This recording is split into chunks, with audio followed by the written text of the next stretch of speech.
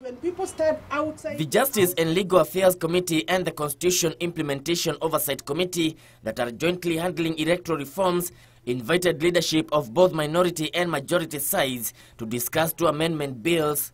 Only leaders of the majority side, however, showed up to give their take on the Constitution of Kenya Amendment Bill and the IEBC Amendment Bill. Majority Leader Aden Duale opposed the proposal by the committee seeking to have both majority and minority sides nominate 2 members each to sit in the selection panel on IEBC.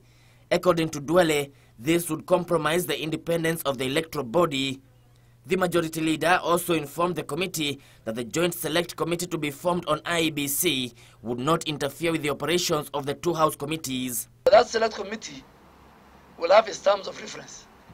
So it will not take over the functions of the Legal Justice Affairs Committee of the National Assembly and the COIC. Some of us are not yet already settled on the issue of the select committee. We are going to oppose the formation of a select committee because this Committee of Justice and Legal Affairs has its mandate entrenched in the Constitution, and what this select committee purports to do is to deal with the issue of the IEBC. We have been dealing with the IEBC since the inception of this committee. MPs were, however, uncomfortable with the formation of a joint select committee to handle the IEBC matters, arguing the move would undermine the authority of the Legal Affairs Committee. We need to reflect as members of parliament now and say, have we been living in the ideals of the requirements of a legislator? Or we have been seriously, made as zombies in the parliament to vote like machines as a result of our party positions. As much as you have to toe the party line, there are things that you do which are not honorable, they're actually dishonorable. And you really must make a decision whether you are a honorable member of parliament or you are a dishonorable member of parliament. Indeed, members of the Legal Affairs Committee want any resolution reached elsewhere regarding the IEBC to be subjected to its scrutiny.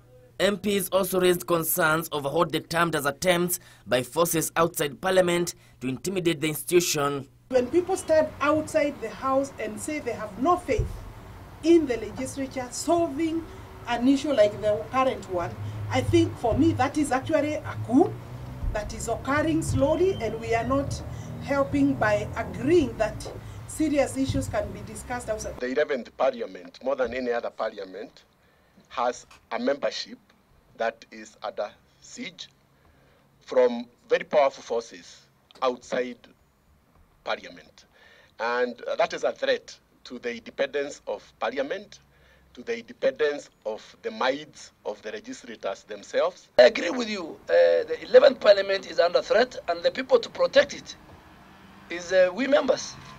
Both the majority and the minority sides are set to table their 14-member list for adoption so that the select committee can commence operations.